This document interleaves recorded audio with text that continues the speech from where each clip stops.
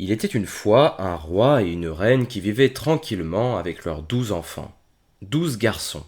Un jour, le roi dit à sa femme: Si notre 13e enfant est une fille, alors je tuerai les 12 garçons pour qu'elle soit la seule héritière du royaume et qu'elle ait toutes mes richesses. Il fit fabriquer 12 petits cercueils que l'on remplit de copeaux. Il les rangea ensuite dans un cabinet fermé, confiant la clé à sa femme qui ne devait rien en dire à personne. Depuis ce jour, la reine restait abattue et se désespérait, si bien que Benjamin, son plus jeune fils, lui demanda: Ma chère mère, pourquoi es-tu aussi tourmentée? Je ne peux te répondre, dit-elle. Cela m'est interdit. Mais Benjamin insista tant qu'elle finit par l'emmener dans le cabinet pour lui montrer les 12 cercueils. Elle expliqua alors: Mon enfant, c'est ton père qui a demandé ces cercueils, pour tes frères et toi. Si nous avons une fille, vous mourrez et serez enterrés ici. Puis elle éclata en sanglots. Mais son fils la rassura. Arrête de pleurer, ma mère. Nous nous en sortirons. La reine reprit: Pars avec tes frères, dans la forêt, et que l'un d'entre vous grimpe au sommet du plus haut des arbres afin d'observer le donjon. Si c'est un garçon qui naît, je ferai flotter un drapeau blanc, et vous serez sauvés. Si c'est une fille, ce sera un drapeau rouge, et vous devrez partir aussi loin que vous le pourrez. Je prierai alors toutes les nuits pour que vous ayez un toit pour vous réchauffer l'hiver et pour vous protéger de la chaleur l'été. Après qu'elle eut embrassé ses fils, ceux-ci fuirent dans la forêt. L'un des 12 garçons était perché tout en haut du plus grand des arbres et surveillait le château. Au 12e jour, ce fut au tour de Benjamin, qui vit enfin apparaître un drapeau. Il n'était pas blanc, mais rouge, rouge comme le sang, ce qui indiquait leur mort prochaine. Quand les frères de Benjamin apprirent le verdict, ils se révoltèrent. Accepterons-nous de mourir à cause d'une fille? Nous nous vengerons et tuerons toutes les filles que nous croiserons. Les 12 garçons pénétrèrent aussitôt au plus profond de la forêt, où ils découvrirent une petite maison inhabitée. Ils décidèrent de vivre là. Benjamin, le plus jeune et le plus petit, s'occuperait de la maison pendant que ses frères chercheraient de quoi manger. Ils se mirent donc à explorer la forêt, attrapant des lièvres, des oiseaux et toute autre chose bonne à manger. Ils rapportaient tout cela à Benjamin, qui devait cuisiner pour combler leur appétit. Ils vécurent ainsi dans la forêt 10 années durant, sans voir le temps passer. Pendant ce temps, leur petite sœur grandissait. Elle était belle et adorable, et elle arborait sur le front une étoile dorée.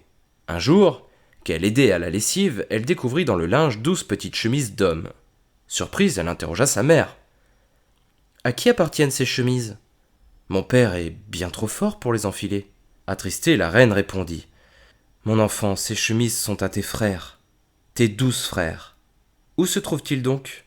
On ne m'a jamais parlé d'eux. Dieu seul le sait. Ils vivent perdus dans le monde.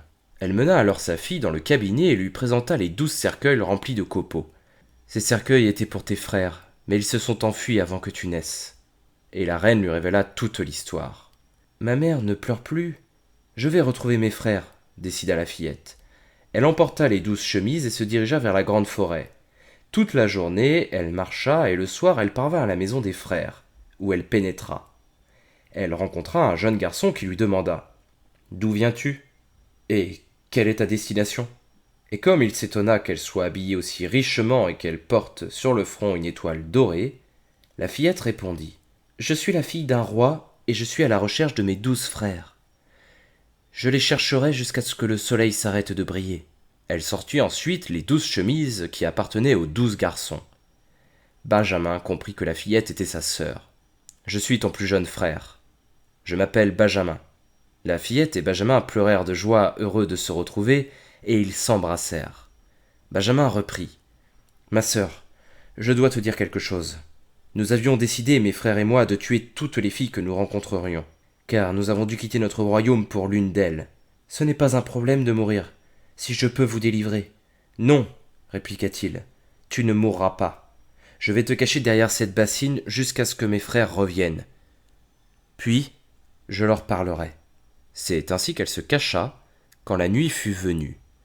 Les 11 frères revinrent de la chasse et le repas fut servi.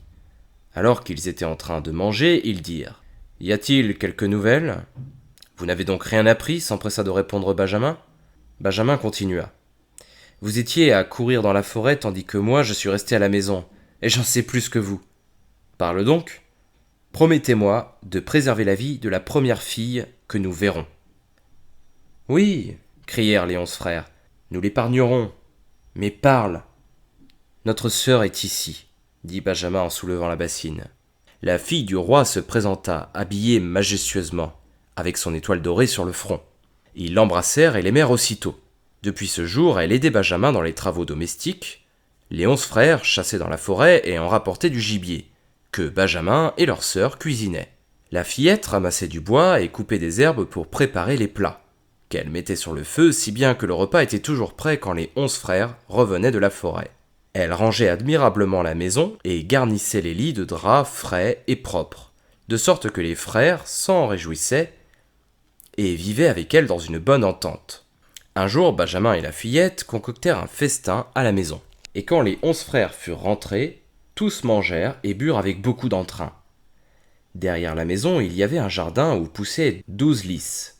La fillette, qui voulait offrir une fleur à chacun de ses frères, alla les cueillir, mais au moment où elle coupa les fleurs, ses 12 frères se transformèrent en corbeaux qui s'envolèrent dans la forêt.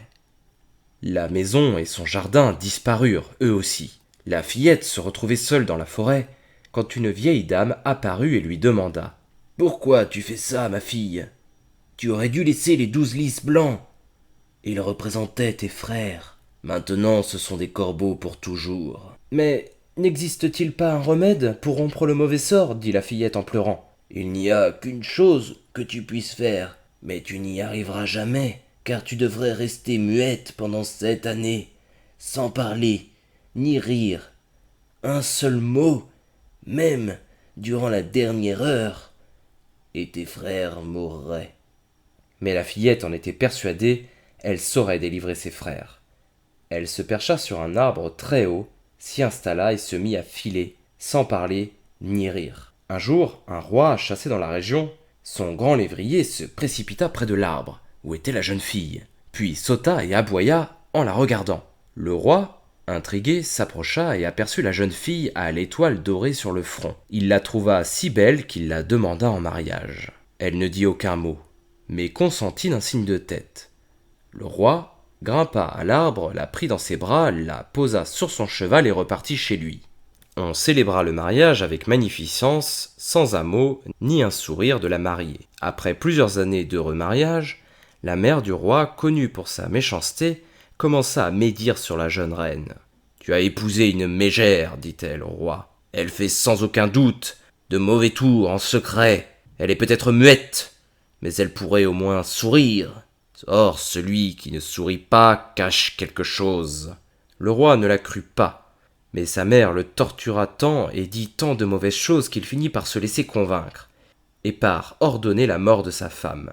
Un grand bûcher fut dressé dans la cour pour brûler la jeune fille. Le roi regardait la scène du haut de son château, les larmes aux yeux, car il l'aimait encore. Mais alors qu'on attachait la jeune reine sur le bûcher et que les flammes commençaient à l'envelopper, la dernière minute des 7 années sonna. Soudain, 12 corbeaux arrivèrent dans le ciel et se posèrent sur le sol. Ils se transformèrent aussitôt, les 12 frères venaient d'être délivrés. Ils détruisirent le bûcher et détachèrent leur sœur qu'ils embrassèrent et cajolèrent. Puis, libérée de son devoir, elle put reparler et expliquer au roi son silence. Le roi, soulagé d'apprendre la vérité, vécut heureux avec la jeune fille jusqu'à la mort. La mère du roi, quant à elle, dut répondre de ses actes et fut condamnée. Elle fut placée dans un tonneau d'huile bouillante et de serpents venimeux et en mourut.